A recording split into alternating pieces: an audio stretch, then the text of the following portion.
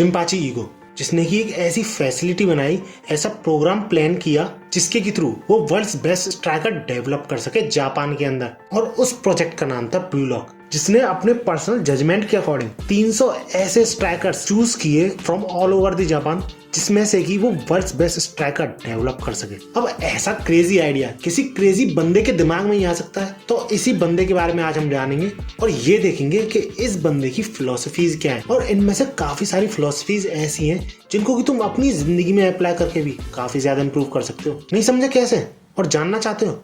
Then keep watching.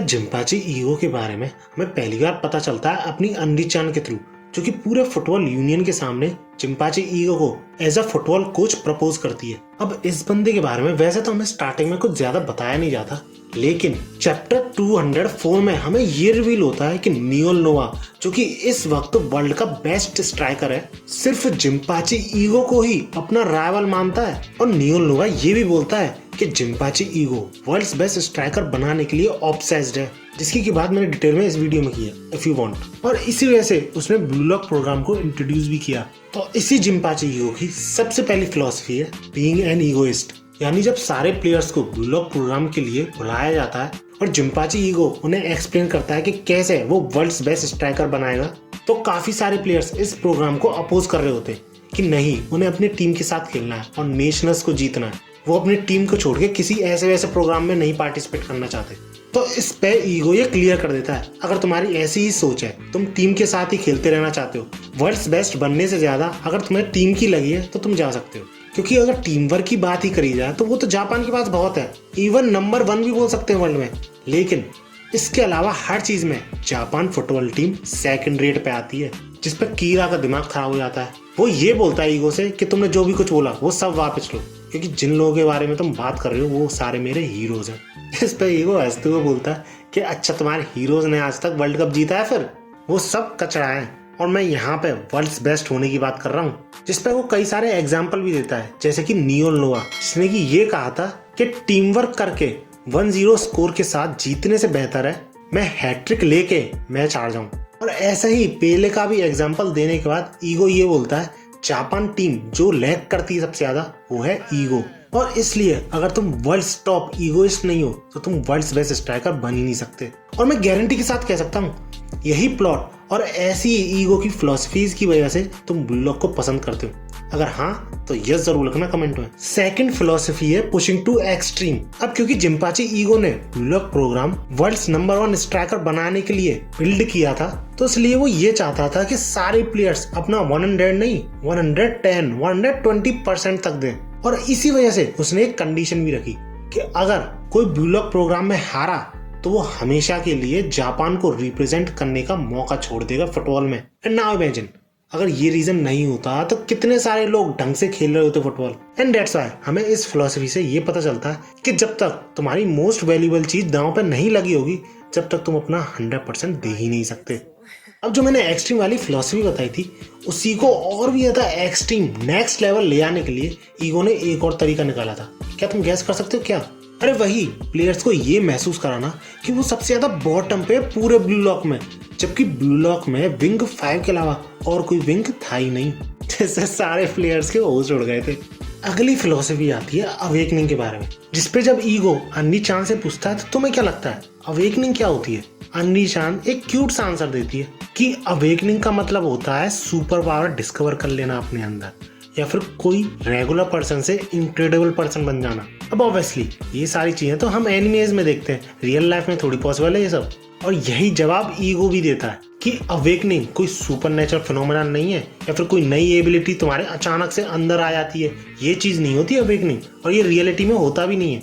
बल्कि awakening तब होती है जब थोड़ा बहुत तुम एक्सपीरियंस गेन कर लेते हो, स्किल्स को डेवलप कर लेते हो, और इन दोनों के साथ जब तुम लिमिट्स को क्रॉस करते हो अपनी किसी एक स्पेसिफिक फील्ड में, तब जाके अवेकनिंग होती है। इन शॉर्ट अवेकनिंग उस मूवमेंट का मतलब है जब तुम्हें पता चलता है कि तुम एग्जैक्टली हो कौन और क्या करने की कैपेबिलिटी रखते हो।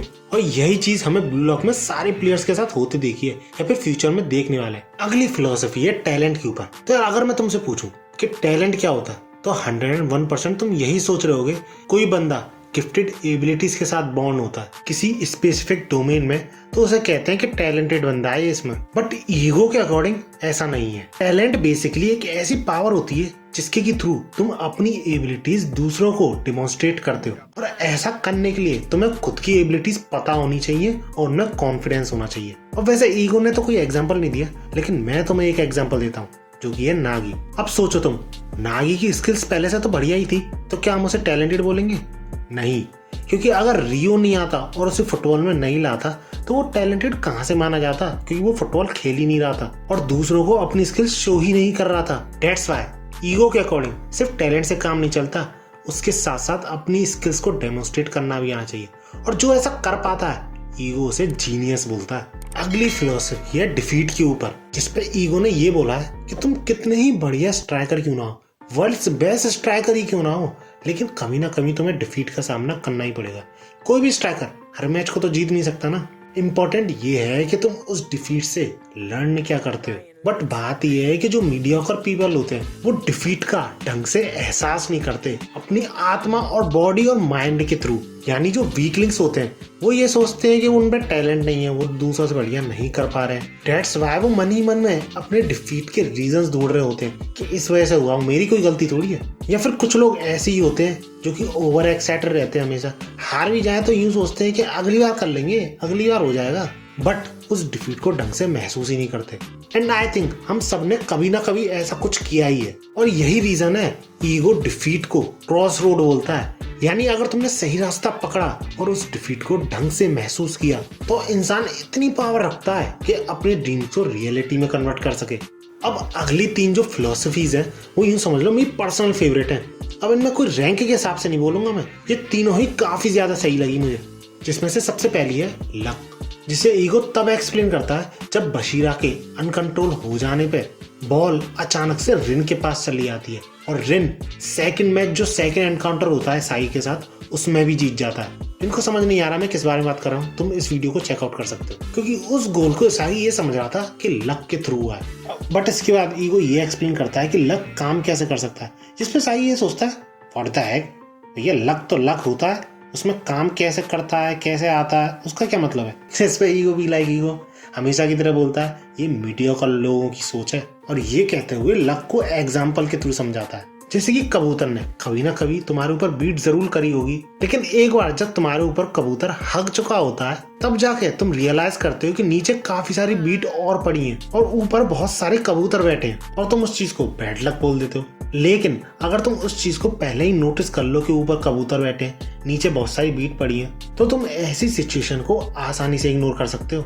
यानी लक कोई ऐसी चीज नहीं है जो कि सब जगह प्रेजेंट होती है, लक उसी के पास आता है जो कि सही टाइम पे सही जगह पर हो। जस्ट लाइक इन फुटबॉल, अगर तुम गोल के पास हो, सही टाइम पे सही जगह पर हो, तो तुम आसानी से गोल कर सकते हो। और भाई साहब चौंकने वाली बात मेरे लिए सबसे ज्यादा ये होती है कि इस चीज को सुनने के बाद इसागी सही में लक को इम्प्लीमेंट भी कर देता है। ऐसा इसागी करता है अंडर 20 जापान टीम से जब ब्लॉक 11 का मैच होता है, जिसको कि मैंने इस पार्ट में एक्सप्लेन कर रखा है, लास्ट में तुम जाके देख सकते हो। इसके बाद अगली फिलोसफी आती है ईगो की, one of the most famous concept flow state पे। तो ये ईगो के अकॉर्डिंग फ्लो स्टेट एक ऐसी स्टेट है जो कि एक ऑप्टिमल एक्सपीरियंस गेन करने के बाद ही पर्सन एक्वायर कर सकता है। यानी इस स्टेट में आदमी इतना फोकस हो जाता है, इतना एब्जॉर्ब हो जाता है अपने काम में कि बंदे को टाइम का पता ही नहीं चलता कि तेज चल रहा है कि स्लो चल रहा है। अब ये स्टेट कहीं भी और किसी भी आदमी पे पॉसिबल है, फिर चाहे किसी और स्पोर्ट्स में प्लेयर हो या फिर प्रोग्रामिंग, माउंटेन क्लाइंबिंग और म्यूजिकल परफॉर्मेंस जैसी स्किल्स हो, उसमें भी ऐसा हो सकता है। या फिर तुम अपनी कोई क्रिएटिव हॉबी को फॉलो करते हो, उसमें भी ऐसा हो सकता है। एंड दैट्स व्हाई फुटबॉल में भी पॉसिबल है। सिर्फ इतना कहने के बाद सारे प्लेयर्स ये महसूस करने लग जाते हैं कि हाँ वो भी फ्लो स्टेट से होकर गुजर चुके हैं। बट सवाल फिर भी ये उठता है कि फ्लो स्टेट में एंटर कैसे करा जाए। तो इस पर ईगो ये बोलता है कि जो भी चीज, जिस भी चीज में तुम्हें फ्लो स्टेट में एंटर करना है, तो उस चीज में थोड़ा चैलेंज होना चाहिए, और उस चैलेंज की इतनी ज्यादा डिफिकल्टी भी नहीं होनी चाहिए, ऑप्टिमल डिफिकल्टी होनी चाहिए, जितना तुम 100% देने पर उस चैलेंज को कंप्लीट कर सको। जिसको कि इस ग्राफ के थ्रू ही समझा जा सकता है कि अगर कोई काम ज्यादा आसान हुआ जिसमें कि स्किल्स की ज्यादा जरूरत नहीं पड़ रही है, तो वो बोर्डम की कैटेगरी में आ जाएगा। या फिर कोई काम ज्यादा ही मुश्किल हुआ या फिर तुम्हारी स्किल्स बहुत कम हुई उस काम के अकॉर्डिंग, तो उससे एंग्जाइटी होने लग जाती है। लेकिन इन दोनों के बीच में जब डिफिकल्टी, चैलेंज और स्किल लेवल बैठता है तब बंदा फ्लो स्टेट में एंटर करता है। और आखिरी फिलॉसफी है एनवायरनमेंट, यानी जब ब्लॉक 11 अंडर 20 जापान टीम से जीत जाती है और ईगो सेकंड फेज की शुरुआत करने वाला होता है, तो वो सारे प्लेयर से ये पूछता है कि तुम सबके स्ट्रॉन्गर बनने का क्या रीजन था, यानी तुम्हारी अवेकनिंग हुई, तुम्हें अपने वेपन्स पता चले, इन सब चीजों के होने का क्या रीजन था। इस सब का ईगो जवाब देता है एनवायरनमेंट, क्योंकि ब्लॉक में जापान के सबसे बेस्ट स्ट्राइकर आए थे, इसलिए हर स्ट्राइकर को मौका मिला था, एनवायरनमेंट मिला था जितना हो सके उतना ग्रो करने का। अब वैसे तो ईगो ने कोई एग्जांपल नहीं दिया, लेकिन मैं तुम्हें एक एग्जांपल देता हूँ। कोटा में इतनी बड़ी बड़ी कोचिंग्स हैं और वो एक ऐसा हब बन चुका है जहाँ पर की सबसे ज्यादा IITians निकलते हैं, क्योंकि वहाँ पे एनवायरनमेंट ऐसा बन गया है, पढ़ाई का एनवायरनमेंट है सब कुछ वहाँ पे। सेम ब्लॉक के साथ हुआ है, यहाँ पे स्ट्राइकर्स का एनवायरनमेंट बना दिया था। एक और एग्जांपल ये है कि तुम भले पूरी जिंदगी में इंग्लिश ना सीख पाओ, लेकिन तुम कुछ महीने बाहर रह के इंग्लिश सीख सकते हो बिकॉज ऑफ एनवायरनमेंट। तो गाइज यही थे सारी फिलोसफीज। आई होप तुम्हें वीडियो अच्छी लगी होगी, थोड़ी अलग टाइप की बनाई है मैंने। अगर वीडियो अच्छी लगी तो लाइक जरूर करना और तुम कमेंट्स में ये जरूर बताना कि तुम्हें कौन सी फिलोसफी सबसे अच्छी लगी और किससे ज्यादा रिलेट कर पाए तुम। ऐसी ही वीडियोस के लिए मेरे चैनल को सब्सक्राइब भी कर सकते हो, नोटिफिकेशन बेल ऑन जरूर कर लेना, क्योंकि ज्यादा तुम में से ये बोलते हो कि वीडियो कब डालोगे, तो जब वीडियो डालूंगा तुम्हें नोटिफिकेशन आ जाएगी। और